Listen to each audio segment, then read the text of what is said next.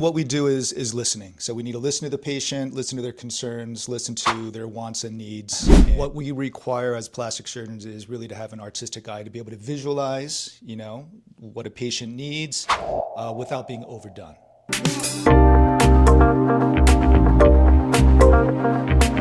Hi, I'm Sabrina, a licensed massage therapist and certified cosmetic surgery specialist, and this is Talk Plastic Surgery, where we talk about the good, the bad, and the ugly.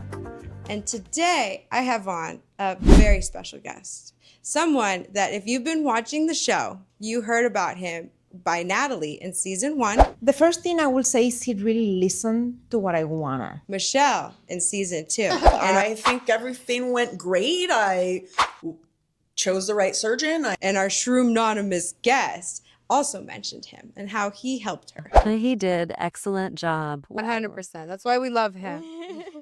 So without further ado, as Michelle said, please welcome the GOAT of Las Vegas, Dr. Samuelson. Hey, thank you very much. Thanks for having me on the show. Thank you so much for coming on the show as my first plastic surgeon. It is truly an honor. I'm honored to be here. Thank you. And so on that note, what inspired you to become a plastic surgeon? Well, I knew I wanted to do surgery from an early time, ever since medical school. And, what attracted me to plastic surgery was the depth and variety of procedures that can be performed. Oh, wow. That's incredible. Do you remember the first plastic surgery that you ever did? The first plastic surgery that I ever participated in was actually a very complicated reconstructive operation at the hospital.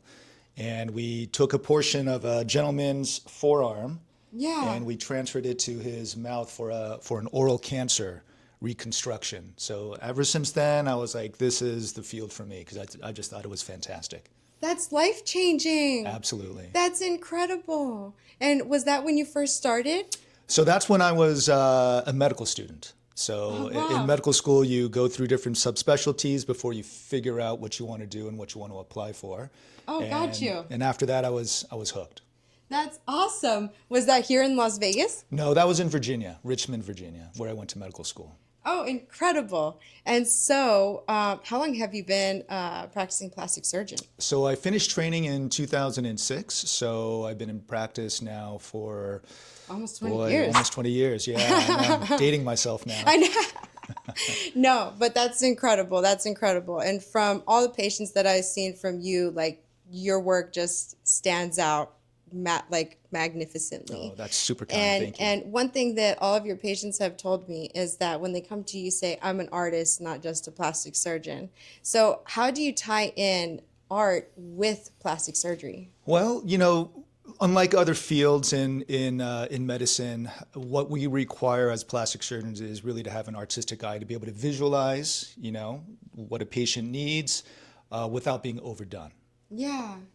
And so when you're looking at the body and someone comes to you and they want to have a different type of, when they're looking at social media, I should say, and they come to you, how do you kind of reach their goals while also trying to see like how social media is impacting the way that they're seeing themselves? Well, a lot of, what we do is listening. So we need to listen to the patient, listen to their concerns, listen to their wants and needs, and apply our expertise in an appropriate fashion to tailor a specific operation or set of operations to help them achieve their goals. Now, with social media, there's, a lot of trends out there, and there's a lot of fads. I don't know if fad is the right term, but there's things that come and go, right? So 100%. 20 years ago in Vegas, it was big breasts. Now, the ladies are coming in, a lot of them are asking for smaller ballerina type breasts rather than overblown. Yeah. So trends differ, and we try to guide them along into things that are, I don't want to say appropriate, but things that are more appropriate for their figure and their body and what's going to remain proportionate and still look very natural for patients. Yes, that's actually such a great topic, is fads, because like how the BBL was blowing up like a few years ago, and now we're seeing it kind of going more tailored down to like a skinny BBL.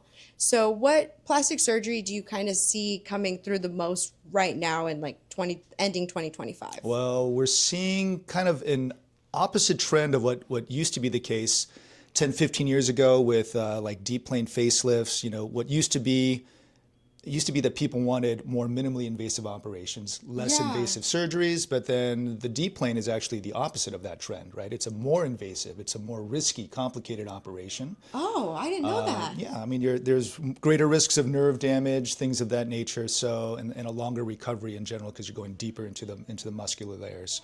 Yeah. So, there are trends that wax and wane according to what people have had done and other social media influencers. I mean, the Kardashians are obviously one big example of what drives popular or unpopular trends. Yeah, that's so true. Everyone's really looking to the celebrities for what they should do and what they shouldn't do. Yeah, for better or for worse. I don't know if, it's that's just the nature of today's world. Yeah. Even the BBL smell. Did you hear about that? No, what is that? So Cardi B came out with this, like she was dating this guy, and then the guy was like, "Oh, well, her BBL smelled," and so now that blew up everywhere. And I tell her, when I don't smell, the BBL doesn't smell and I'm around him all the time, right? I haven't had that experience either. I think the BBL is a great operation. Used to be super popular, within the past 5-10 years. But I think we've started to see some numbers kind of dip in terms of the popularity of that. And like the skinny BBL, like what you were referring to, we do have ladies that come in just wanting small degrees of change or just filling in a little bit of the hip dip to help with the overall curvature, but nothing that's being blown out. Yeah, and no more, what do they call them? Like dumpster trucks or something.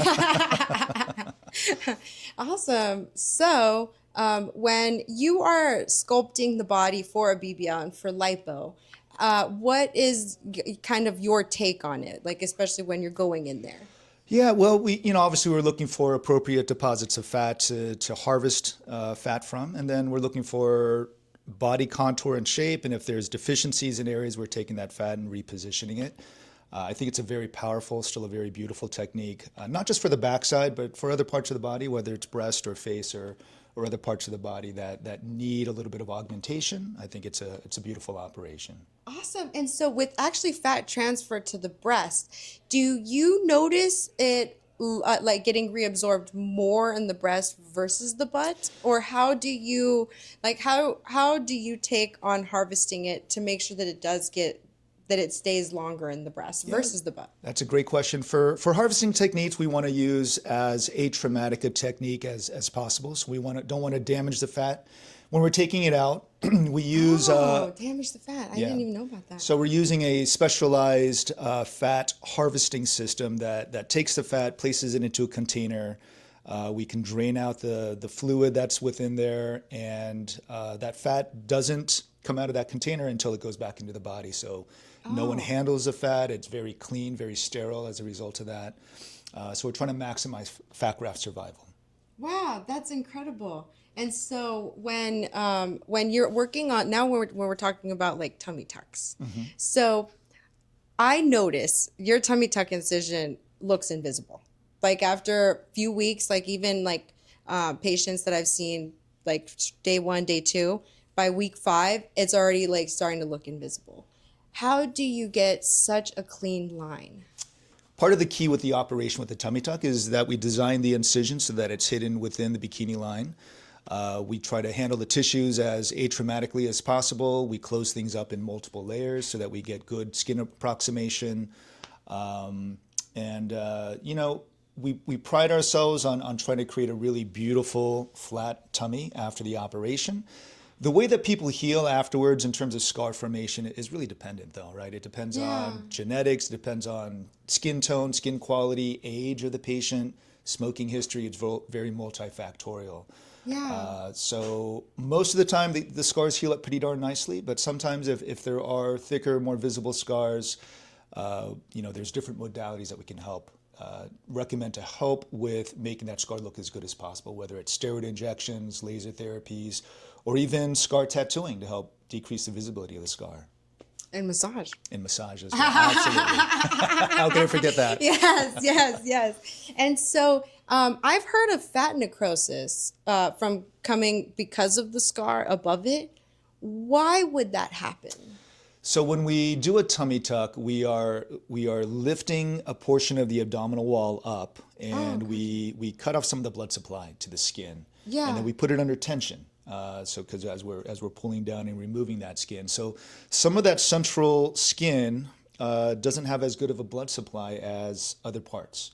And so if you don't have a good blood supply, then some of that fat can die and it can actually kind of form nodules, or you can get some firmness in that area.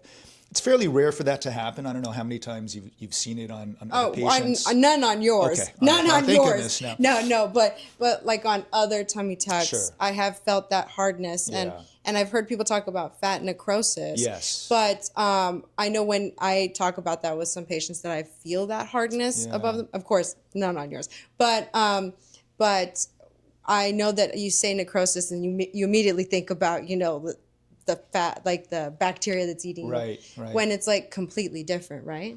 Fat necrosis is devascularization of the fats. The fat loses its blood supply and it actually hardens. It calcifies and forms a hard nodule underneath the skin. It's typically not painful and it's typically not necessarily visible, but it is bothersome to some patients, right? They can kind of feel it. If it bothers them, then the best thing to do really is to basically surgically excise it at a secondary operation and then just close it right back up. So you can make it better, but it requires a small secondary procedure. Oh, wow, fascinating. And so now with the numbness, how long does the numbness last when you're doing a tummy tuck? Yeah, the numbness can last a year, 2 years after the operation. I typically tell patients wait at least 18 to 24 months to kind of have a determination of how much of that sensation is going to come back. And typically there are issues with degrees of residual desensitization, particularly around the incision itself. Typically it kind of returns on the majority of the abdomen, but there can be areas of discrete permanent numbness around the incision itself. And why would that happen?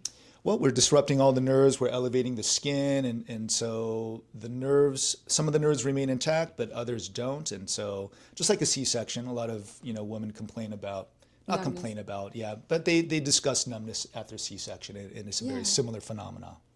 Do you think that a C-section is more invasive than a tummy tuck with the abdominoplasty? I think it is. I mean, it's a different operation. Obviously, you're going internally to take out the baby. But from a healing standpoint, the C-sections usually heal better because you were pregnant and then you deliver, and then the doctor can close everything back up. The OB can close everything back up, and there's no tension on the incision. So typically a C-section should heal pretty well. Yeah. But a tummy tuck's a little bit of a different animal because we're making that incision, we are lifting up the skin, and then we're pulling things down fairly hard. And then sewing the muscles, and then sewing the muscles. And so there's tension on the incision. So a little bit of a different animal in terms of the way that it heals, as well as the recovery. I usually tell patients that a tummy tuck is a more difficult recovery than a cesarean. How long should a patient expect to recover from a tummy tuck? In weeks, like how many weeks should it take? Yeah, I usually tell my patients, between 2 to 4 weeks is pretty typical for recovery from a tummy tuck. Yeah. It really kind of depends on your pain tolerance. It depends on your job description. I've had 2 physicians. I tell my patients this sometimes. I've had 2 physicians that went back to work full time in their clinic after 1 week. But that's pretty atypical. And then doctors are usually. Not the best patients. Not great patients, but they're going to do what they want to do. Exactly. In spite of our recommendations, right? So. Yes. No, trust me, and I see that a lot with the nurses that I get in my office. That they're like, "Oh, I need to go back. I need to go back," and I'm like, "Look, this is your time to heal. Yes. Enjoy your healing, and the longer that you nurture your body, like right now is your time for you. I know that when I become a patient, I'm going to be a horrible patient because I'm going to be like, why is it not like, I didn't think that we needed this much patience. Like I tell everyone, but then you don't realize it when it's your time to have surgery. So with sewing up the muscles, how does that affect, how is that healing process when we're sewing up the muscles? Yeah, that makes it much more difficult in terms of the recovery process. I've done tummy tucks. I mean, the majority of my tummy tucks, we do a rectus plication. We're tightening up the diastasis that occur typically with pregnancies. So the vast majority of my patients do get a muscle tightening, and I think that makes a huge difference in terms of corseting the internal structure and really kind of hourglassing it. Beautiful. You create a beautiful shape with that technique. Yeah. But it definitely prolongs the recovery. I've done a few tummy tucks as well, not a few, but a small percentage of my patients do no rectus plication. They specifically request it. And if that's the case, and we have a discussion about things, and if I think it's a reasonable approach, then we can do it. It is a much faster recovery, no doubt about that. The patients are up and moving much more quickly, but they don't get the full benefit. So you're going through the discomfort, you're going through the cost of an operation, but you're not really getting the full benefit of it. So pros and cons, as with everything. Absolutely. And how do you tackle when someone has a hernia with their diastasis? Yeah, so typically if there's a hernia, we repair it at the same time. So if there's a midline hernia, and most of the time those hernias are umbilical hernias, so if there's a little bit of poochiness right at the belly button, we're able to kind of open that up and repair that concurrently. And it happens very frequently, actually. Maybe 5% up to 10% of patients have a hernia that we have to fix. A lot of moms, huh? Yeah, a lot of moms. A lot of moms. Yeah, I feel it. I'm pretty sure I have one because of my daughter. But that is so fascinating. I didn't know that's what it was called. What a rectus plication? Plication is when we're tightening up the muscle layer, and not that your viewers necessarily care, but I do a 3-layered plication. They're all permanent sutures. Oh no, they care. Trust me. And I mean, it's you're feeling it initially. You definitely are. It's uncomfortable. And they're hunchy. They're hunchy. Yeah, they're hunched over with Yeah. that degree of discomfort. But my goodness, it makes such a beautiful change in terms of the overall shape of the body. Yes, it does. Trust me, I've seen it. It looks absolutely incredible. So, do you like to pair other types of surgeries with your tummy tuck? So with the tummy tuck, the most common thing that we do at the same time is flank liposuction. So basically contouring down the love handles at the same time. That way you get full control, not just in the front, but also along the waistline and the butt. It typically accentuates the look of the backside. I have patients that people tell them that it looks like you got your butt done, or it looks like you almost had like a mini BBL. Yes. When they didn't, right? It's just because it shapes everything down. And so that's the most common thing that we do concurrently with the tummy tuck is the bilateral flank liposuction.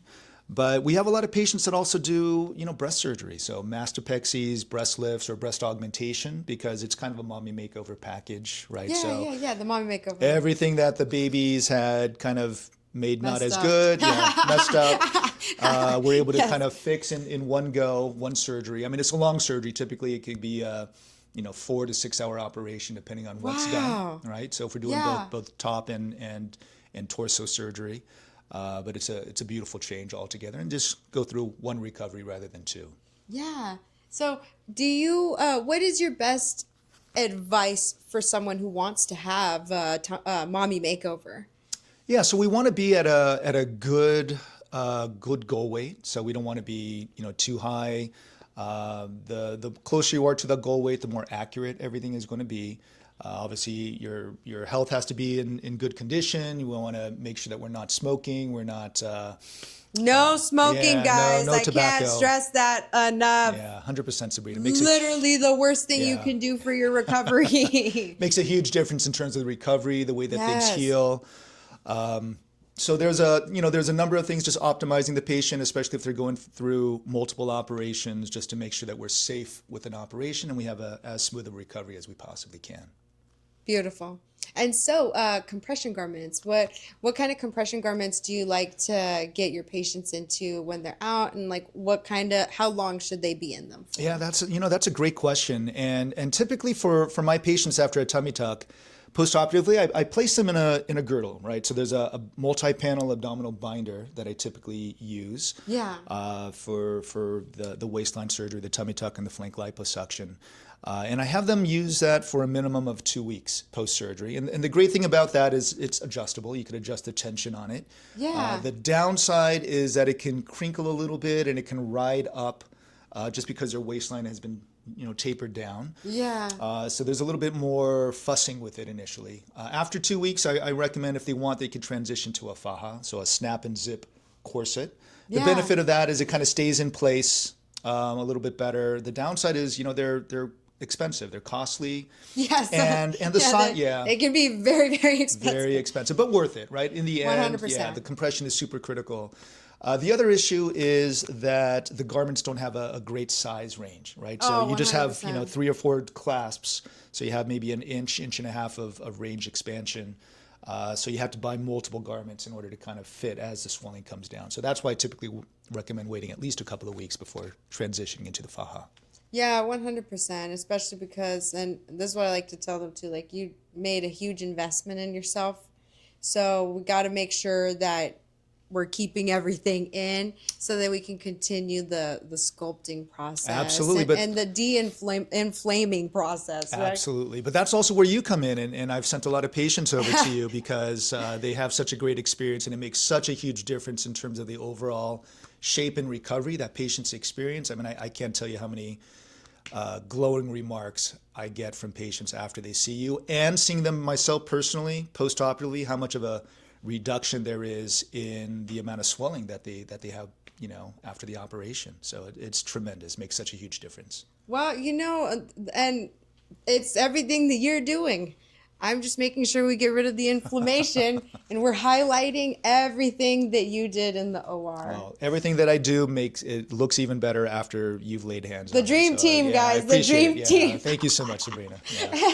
And so, if you were just doing a tummy tuck with the muscle repair, or what did you call that again? The Rectus plication. Rectus plication. Yeah. I love that. And so how long of an operation would that be in terms of like hours with the lipo? With the liposuction, it's roughly about a 2.5 to 3 hour operation from what we call cut to close, from the time that we start the incision to the time that we stop the operation and everything is closed up. Wow, So roughly 3 hours. There's a little bit of inertia before with the pre-op and the post-op. So overall, for a family, if there's a loved one being picked up, it's about a 5-hour process for somebody. I love that. See, that's like, and this is when you guys are looking for a surgeon. You want a surgeon that's going to spend time with you and is going to take time in the OR with you too.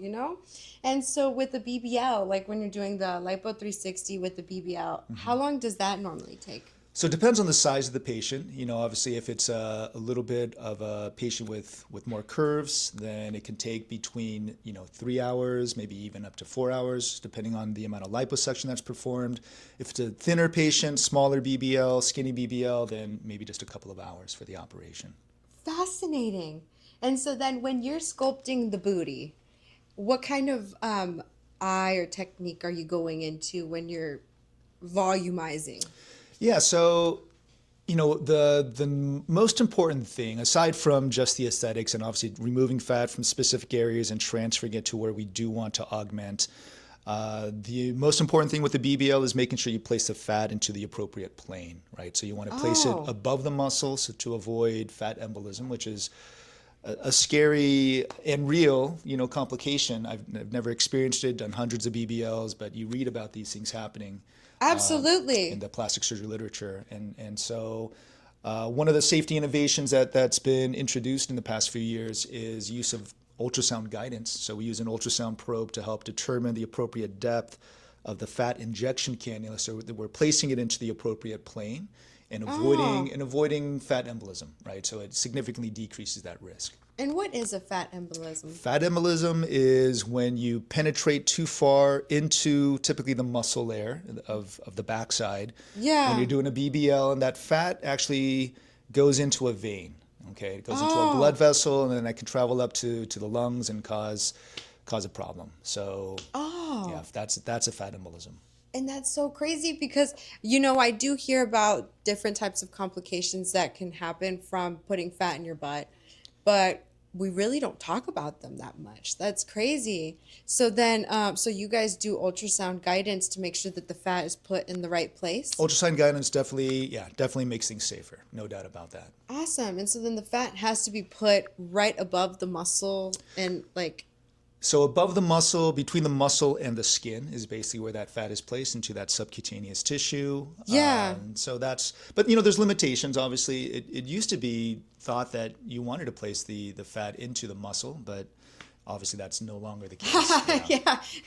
That would actually be a cool video to do the history of plastic surgery and how people started. I know that when I was learning about breasts and how implants got started and everything, my teacher told us how they even tried putting glass balls inside of women's breasts Sure. when they first started, and even bovine. And then I was like, what? This is insane. Like, how did they even think like, oh yeah, let's put glass inside. That'll work out, you know? You know, there's still crazy things happening in the world. You see lots of, not lots, but you definitely see some complications from individuals that are kind of, I don't know how to say it, maybe going beyond the envelope and doing things that maybe they shouldn't be doing. Yeah, definitely. Obviously to the detriment of patients. So yeah, 100%. So now when you're working with breasts, do you have either a favorite brand of implant that you like to use, or what kind of brand implants do you guys offer? yeah, so we have all three available. So there's three major manufacturers in the U.S. There's Mentor, there's Motiva, and there's Allergan. So we have all three available. I mostly use Mentor implants. We've been with the company for a very long time. I'm very confident, very comfortable with their implants. I think they're very good. Yeah. The new generation of Mentor implant is called a Boost implant. I think it's a phenomenal implant. Highly cohesive gel. Very form stable, very little rippling. So I think How long has that implant been around for? it's been around for a few years now, at least. So it's a great implant. The new player on the market is Motiva. Some of your listeners may have heard of Motiva. Oh, yeah. It's been around for a long time. It's in multiple countries. They have many devices implanted in patients around the world. Yeah. I've only been using it for a few months, but I'm very happy with the results so far with that implant. And the main difference between the Motiva and the Mentor, at least in terms of the main implant that's being used, is the Motiva is a textured implant, has a very micro-textured surface that decreases the risk, per the literature, of capture contracture, so scar tissue hardening around the implant. So that's a benefit of the Motiva. 100%. And so what is your take on using mesh with breast lifts? Or any type of breast augmentation? Yeah, so we do use mesh on occasion for individuals where we're concerned about the implant being held in appropriate position, or if the soft tissues have degrees of laxity. Sometimes I'll even use it on a primary breast augmentation. So sometimes with the Motiva implants, I'll use a mesh to help support the lower pull, prevent bottoming out, and just kind of help the area to heal in a little bit more effectively. Is that like an internal bra? I've heard that term used Yeah, with like I mean, mesh. you could consider that an internal bra. I know that's kind of a term that's bandied around a lot with patients and on the internet. Yeah, definitely. Internal bras can be there's lots of different things you could do. You can do sutures internally to help support things. Mesh is another alternative, but mesh also adds some cost, and there's some foreign material on the inside. So, Yeah. There's pros and cons to everything. So it really kind of depends on the patient. Got you. And so what kind of patient would be a good candidate for having mesh put in? So individuals where they have a particularly heavy implant, if we're worried about support of the lower pole, if the soft tissues look weak or there's already bottoming out of the implant. Yeah. If we're exchanging out an implant. Or even like skin elasticity? Yeah, like skin if their skin elasticity. is super thin Absolutely. too? Absolutely. So, Wow. yeah, so I think there's definitely a good market for it. There's a good reason to use it, but not everybody gets it necessarily. Got you. So fascinating. I'm even learning a lot of new things today. Awesome. So then, do you do a lot of facial surgeries as well? So yeah, probably about 30% of my practice is facial operations. So we do a lot of facelifts, blephs, rhinoplasties, brow lifts. So yeah, I mean it's a very otoplasties. What's that? That's an ear setback where you're pinning the ear back for people with prominent ears. You can open things up along the backside and use some sutures to kind of push the ear back. So I think that's fascinating. Great I operation. love that. Yeah. And so, what operation do you see on the face that is trending the most? Trending, I mean, deep plane facelifts, we kind of talked about that. Do you guys do the deep planes here? So I don't do a deep plane myself. I do a SMAS plication or a SMAS elevation, which is basically the deeper layer of the muscles. You're elevating it. A deep plane involves releasing certain internal ligaments with the face, but you go a little bit deeper, a little bit more medial towards the center portion of the face. There's a greater risk of nerve damage associated with that. It's also a little bit of a different flap elevation, if you will. So the skin and the muscle is kind of more of a composite flap. So you lift things together rather than separately. There are some benefits to it, definitely, for the appropriate patients, but I don't typically do one myself because of the length of time as well as the recovery involved. It is a little bit of a longer recovery. Oh, and it's a longer surgery too? It is, yes. Wow. And when we're talking about the flap, we're talking about like the skin Correct. flap, Yeah. right? Sorry, I don't mean to use any technical terms. Yeah. No. I wanted to know for Yeah. myself. Absolutely. So it's the skin and the muscle that's being elevated is called a flap. Oh, wow. Okay. And so then with the SMAS, how does that procedure work? And like because is it like where you're going through here and then lifting, So- or how exactly does the SMAS work? Yeah. So the SMAS is called it's the submuscular aponeurotic system, SMAS. Oh, and so gotcha. it's a deeper layer of muscle right underneath the skin, and it's almost the foundation that the skin rests upon. So in order to get a long-lasting result Yeah. for any facelift, you have to lift up the SMAS. Okay. Gotcha. And any self-respecting plastic surgeon or cosmetic surgeon out there doing facelifts is lifting up the SMAS. No one really does a skin lift anymore. Yeah. For longevity. So we're lifting up the skin, we're lifting up the muscle. We literally create a flap of tissue where we're lifting up the muscle in order to kind of resuspend it. And there's different types of facelifts. I don't think one is necessarily better than the others. I think there's a lot of, like I said, social media trends out there, influencers that may have operations and kind of pushes people into always looking for that one particular surgery. Yeah. But again, everything has to be tailored for the individual, in my opinion. 100%, because we're all unique and we all have different types of shapes and sizes that maybe one thing might not work out for one person versus the other person. So, in your opinion, as a plastic surgeon, how soon is the best time to get a facelift? That's a great question as well. We do see patients that are trending a little younger, right, for facelifting operations. Small facelifts, mini facelifts, patients in their late 30s, mid 30s even, that come in for evaluation.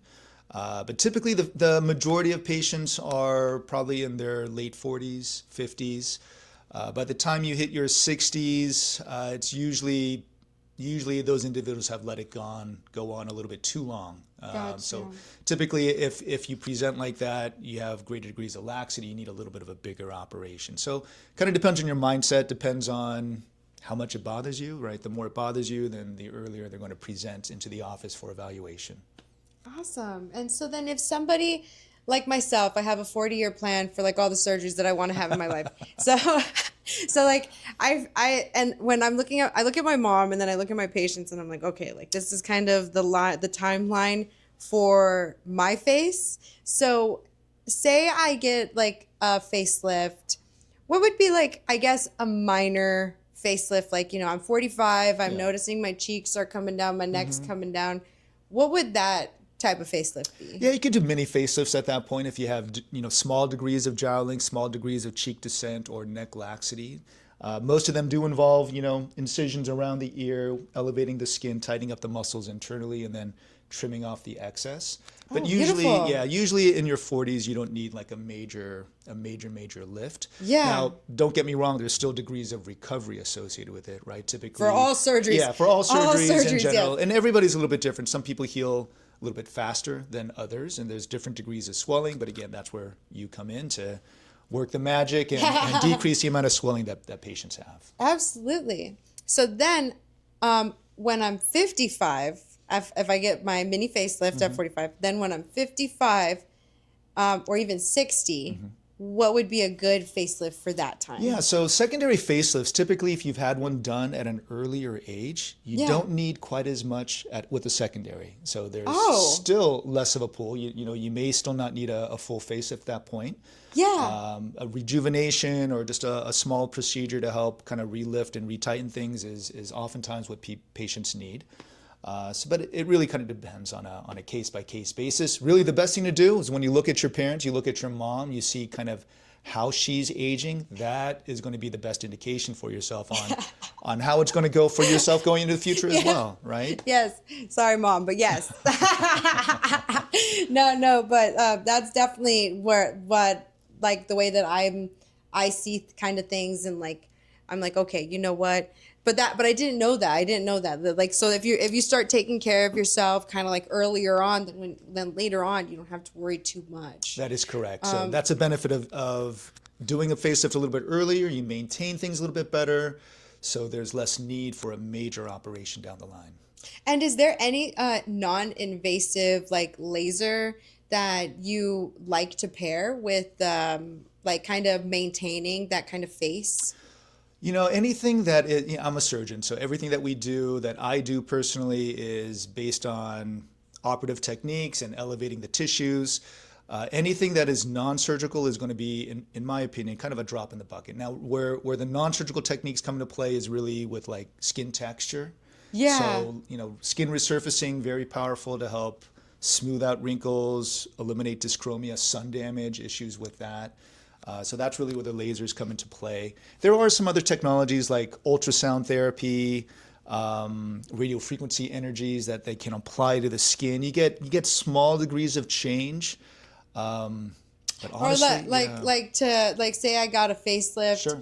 and I just kind of want to prolong that. Sure.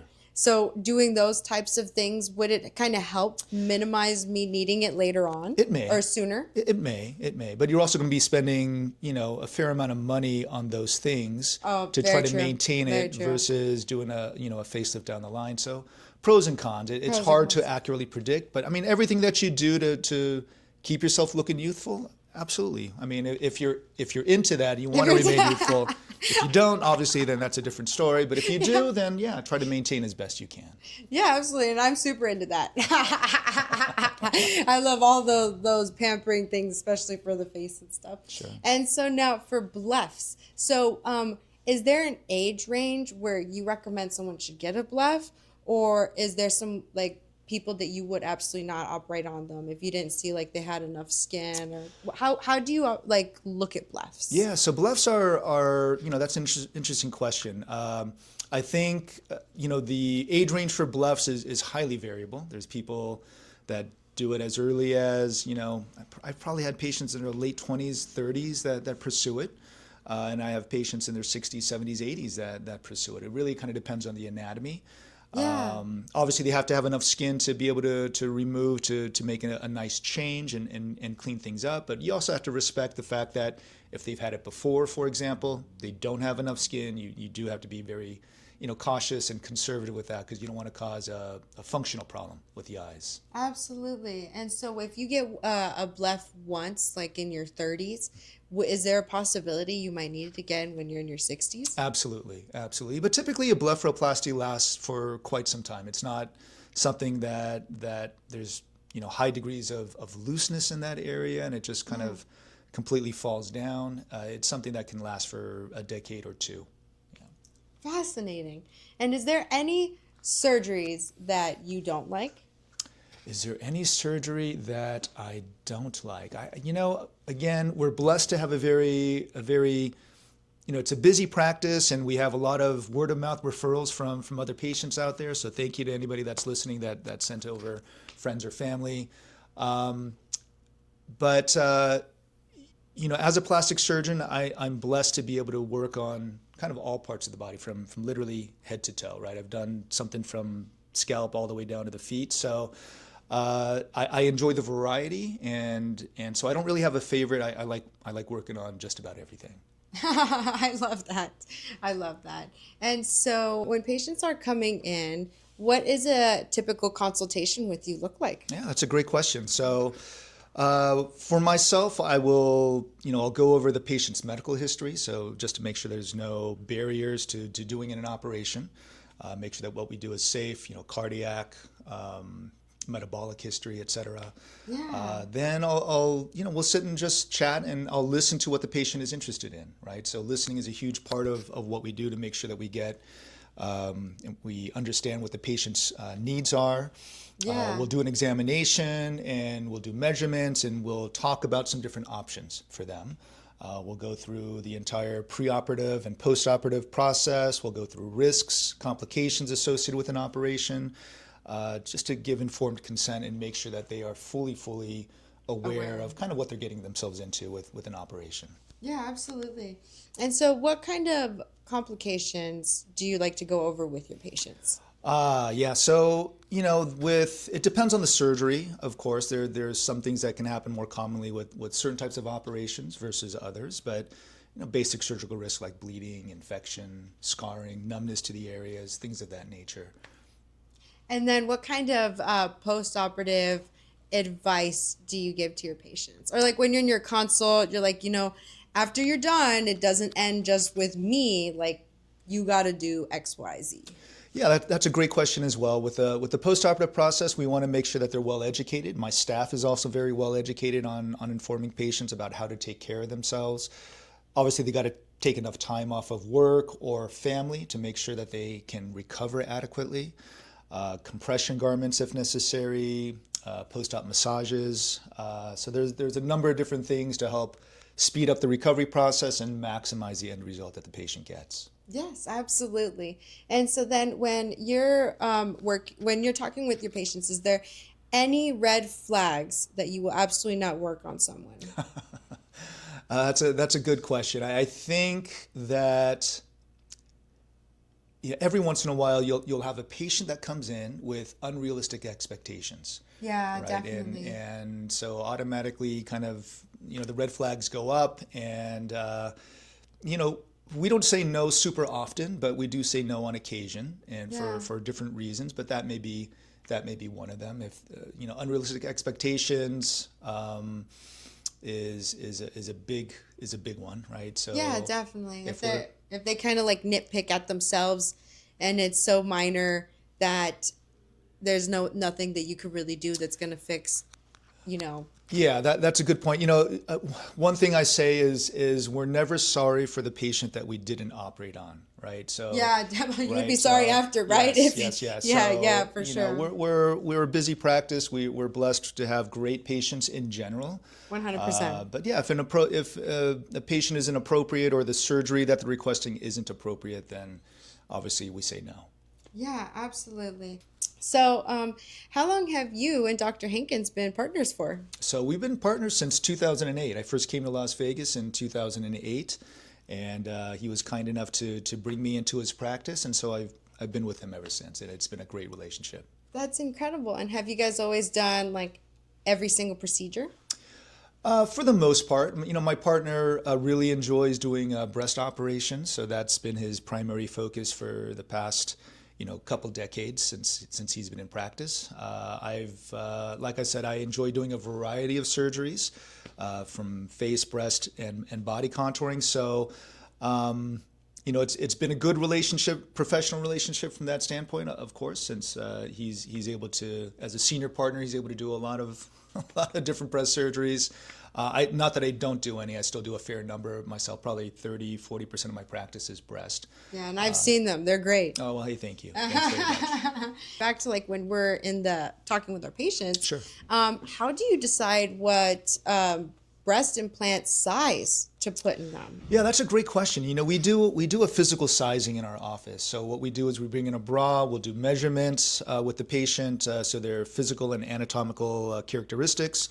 And we have a chart that has, different breast implant shapes, projections, sizes, and we do a physical sizing. So they will literally try on the breast implant, look at themselves in a mirror, and it's a close approximation. It's not perfect.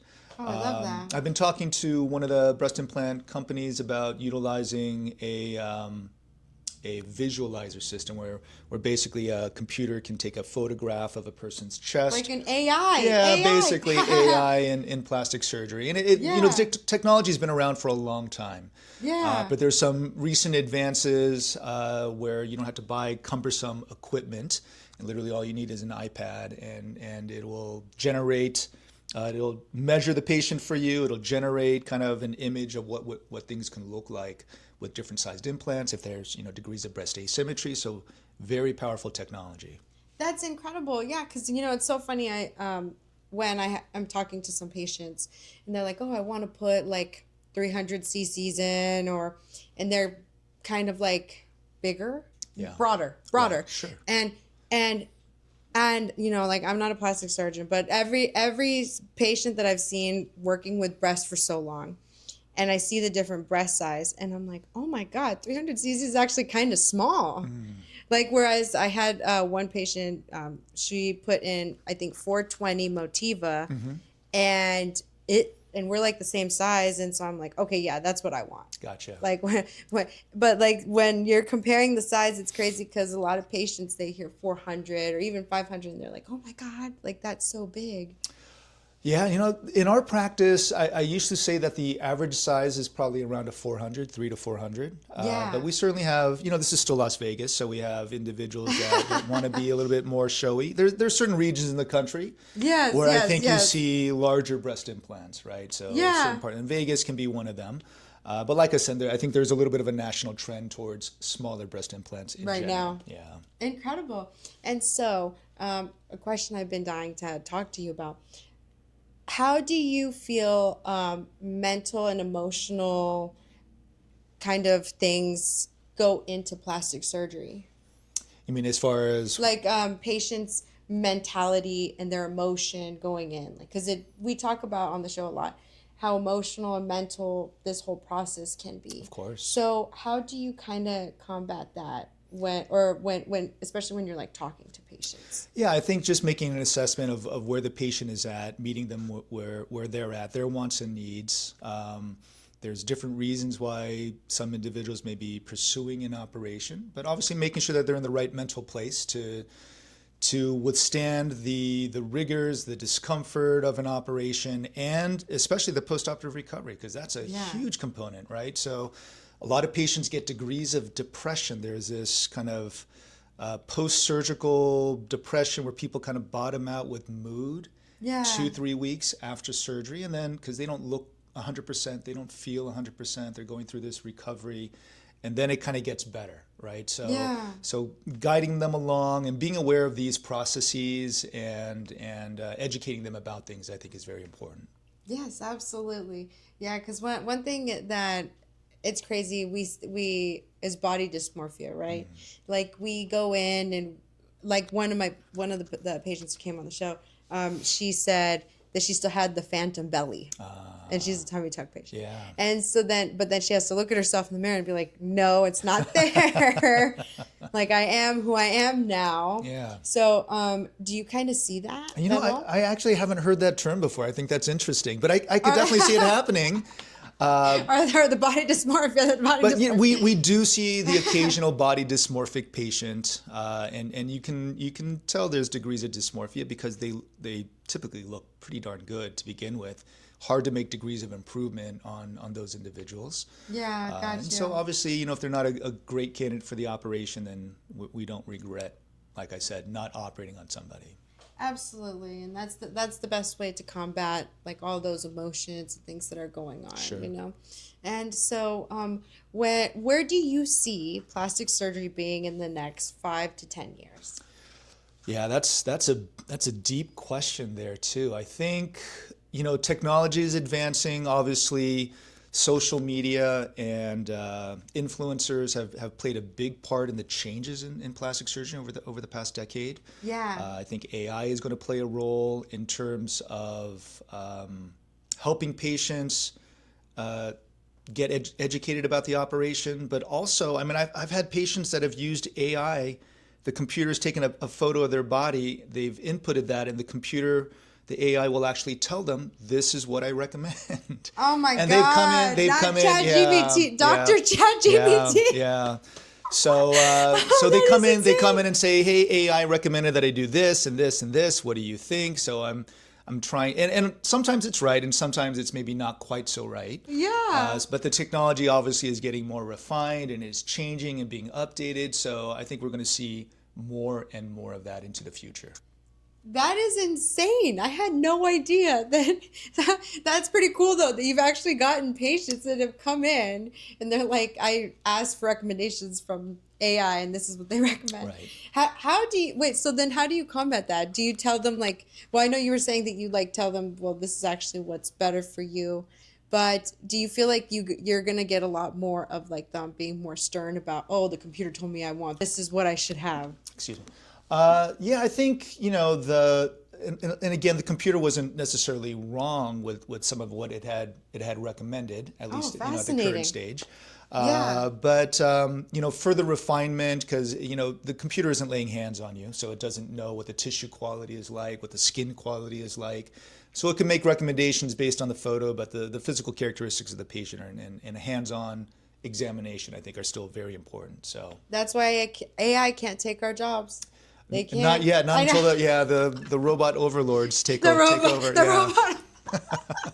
I love that. I love that. Awesome. So, on that note, let's start some rapid fire questions. So, what is your favorite type of music to listen to in the OR? Oh my gosh, that's a great question. We always have music playing. We listen to just about everything. I have a mix of everything except for maybe like jazz and classical. I don't listen to jazz or classical in the OR. So, yeah. But number one song. Number one like song. that comes to your head. You're just like, this is the song. You know, I don't even have a number one song. We listen ask anybody that's in the OR with me. Huge variety of music that we listen to: EDM, country, rock, pop. So a little bit of everything. I love that. And then coffee or tea to start a long surgery day. Coffee, definitely. Awesome. And then what is a surgery, any surgery, that stands out the most and impacted your heart the most in your whole career? In my whole career, wow, that's a deep question, and it's not a quick answer, but you know, I used to do a lot of reconstructive operations. I think a lot of doctors, when they first start practice, they do reconstruction because you don't have a lot of business from the cosmetic side. Yeah. And I was the chief of plastic surgery at Sunrise for over a decade, and so we saw a lot of trauma. Beautiful. So there's a lot of patients that I've seen. There's young patients where you're able to reconstruct things to the point that they can function again. And those operations are obviously very beautiful because it's not about just the aesthetics. It's about functionality of things and helping patients re-achieve kind of where they were before. That's so beautiful and so eloquently said, that just like just sitting here with you today. Thank you so much for all of this. It like being able to get to know you more and thinking about everything that your patients have told me. Number one thing, guys, that everyone says is Dr. Son has the best bedside manner in Vegas, like hands down. Like everyone tells me that like if they need you, you give them your cell number and that they can talk to you and that they feel like they can come in here and they feel so heard. And if anything happens to them, they're like, you're there, your office is there. And that's why when I was like thinking about who I wanted on the show, I was like, I have to have the GOAT. I have to have the best of Vegas because like in seeing your tummy tuck, like I tell everybody, I want to get my tummy tuck done by Dr. Song. And if I want to get it done and I see surgeries from every types of aspects of the country and of the world, like you have an immaculate tummy tuck. Oh, hey, it is gorgeous. And your BBL too. Like I've Thank you seen so the much. booties Yeah, too. thank you. And so thank you so much for coming on my show and sharing your story as a plastic surgeon. And for my last question that I ask everybody who comes on the show, if you have any advice to give to somebody who wants to have plastic surgery, what advice would you give them? Yeah, that's a great question. If you're interested in plastic surgery, obviously do your research. I always recommend making a few consultations with different recommended plastic surgeons, whether it's in your area or outside of your area, depending if you wanted to travel. Go in, ask those questions, make sure you meet with the surgeon. Of course, there are some offices where you don't necessarily meet with the surgeon, and I think that's Scary. difficult. It's difficult. So at least a meeting with the surgeon, with the staff. Make sure that the environment is right for you. Make sure that the office is right for you. Make sure that the surgeon is right for you. So do your research ahead of time. Go through multiple options. Maybe don't just choose the first one that you see. And make sure that you're happy and confident with your choice. So beautifully said. And from a plastic surgeon, guys. So without further ado, like, share, subscribe, hit the push notifications for all things plastic surgery. And thanks again, Dr. Song, so much for coming on my show. Thank you so much for having me. Appreciate it. Bye.